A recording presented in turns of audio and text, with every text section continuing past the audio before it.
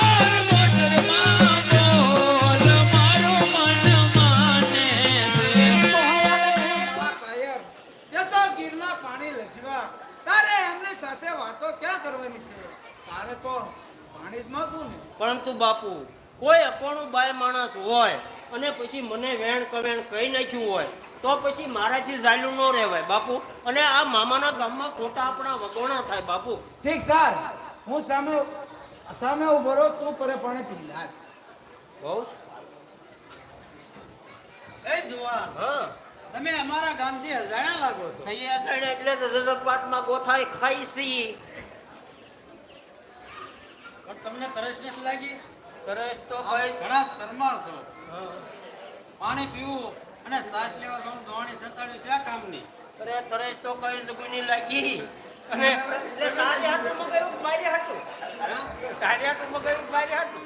એટલે તે કવિઓ કહે છે કે વક પોપટ ને પારે વાતણી ને રાણા રમતું મેલ એ જેના દૂધડીએ જોને દીવા બળે એ મારી બેકડ કારણ વાછરા।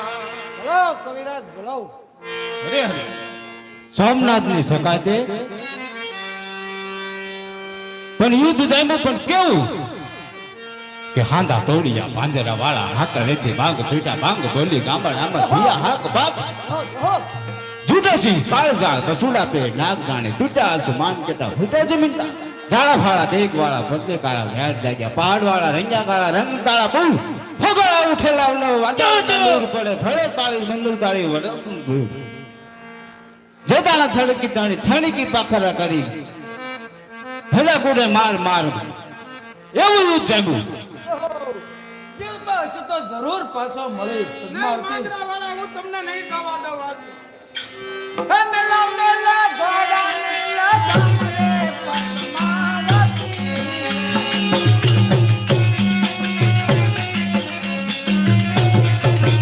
મારે જાવું ગૌમાતા મેલા રે પદ્માવતી.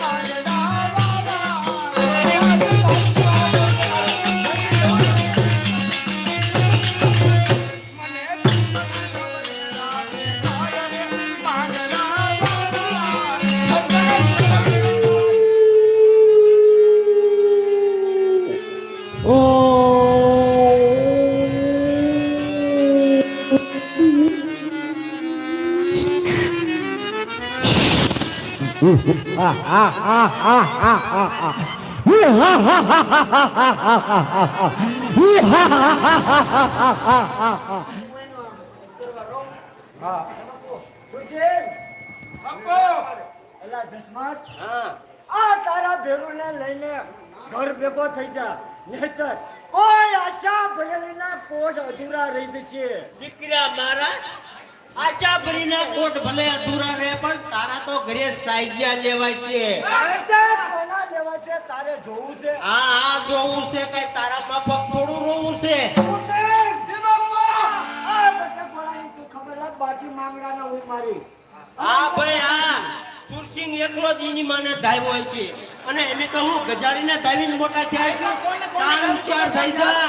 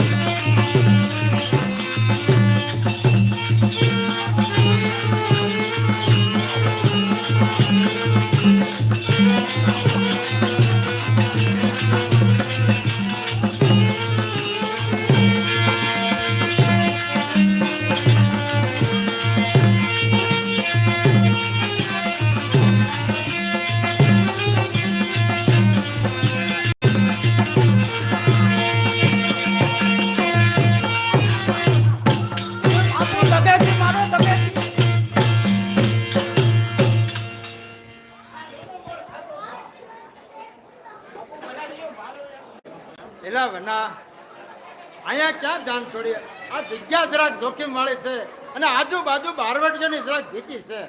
હસી આપા તમારી સેવા વળાવયા અમારી આવી હોય પછી અમારે દીપ કોને હા એ તો ઠીક તો પણ જલ્દી સાવધા થઈ જાય. બહુ સારું ભલે લ્યો અળસી આપા આ ભાતું અને વધારે જોઈએ તો માગી લેજો.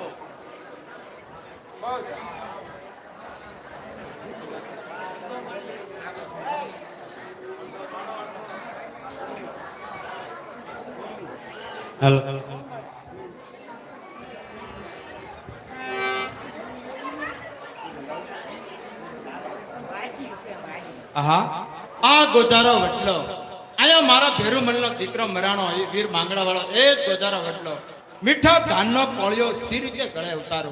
હા આકાશમાં તો એકે વાદળો નહીં અને આ પાણીના ટીપા હા પાણીના નહીં પણ આ તો એક લોહીના ટીપા છે. આ સાથ જોવા દે કે વડલા પર કોણ છે.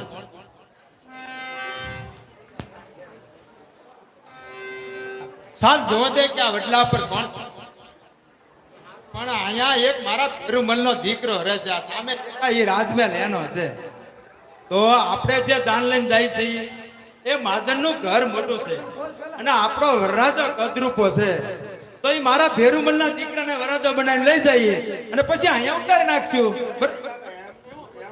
અરે આમ મારી વાત તો સાંભળ આ હું જાનનો વડાવ્યો બનાવીને આવ્યો છું મહાજનનું ઘર મોટું છે અને જો આપણી કદાપી કન્યા ન પણ આવે તો અમારા જનેતાના દૂધ લાજે હો એટલે હું તો એમ કરો ભાઈ મારા ભેરુમલના દીકરાને વરાજો બનાવીને લઈ જઈએ અને તમારા વરાજાને પછી અહીંયા તૈયાર જઈશું અને એને અહીં ઉતારી નાખશું અરે એ નો ઉતરે તો મારે જોવાનું છે ને અને નો ઉતરે તો અમારા રસપૂતાના દૂધ લાજે ભાઈ અમારા પ્રાણ વહી જાય પણ એ વસન ન થાય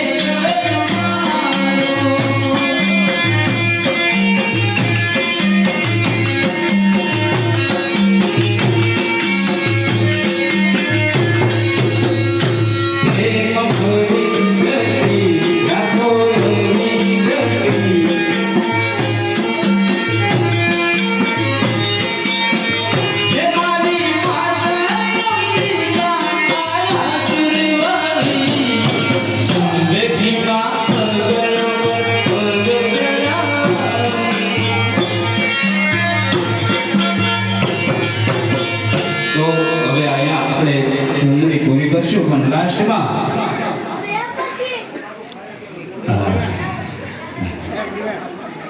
હવે પછી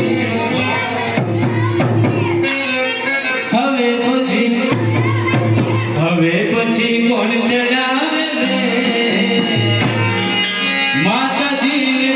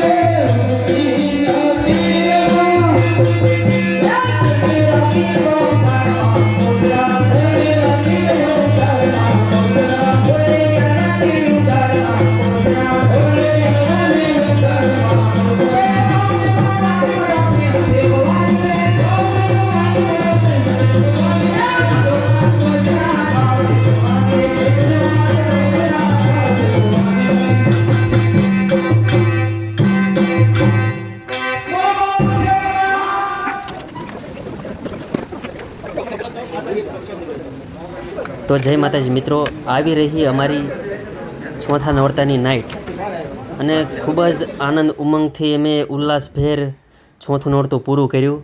અને હવે વારો આવ્યો છે આવકનો, કે ત્રીજા અને ચોથા નોરતાની આવક કેટલી. જો કે દરરોજ આવકનો હિસાબ થાય છે, પરંતુ મને એમ થાય છે કે પછી રોજ રોજ મારા આવો વિડીયો શું બનાવવો, બરાબર. તો બસ હવે હિસાબ કરી રહ્યા છે અને જે આવક થાય એ તમને હમણાં હું બતાવું, બરાબર. પણ આવી ગઈ બહુ મજા એમ. અમારા ડાભી સાહેબને આવો હિસાબ કિતાબનું બધું કામ સોંપેલું છે, એટલે એ લખવામાં હોય છે આવક જાવક બધી.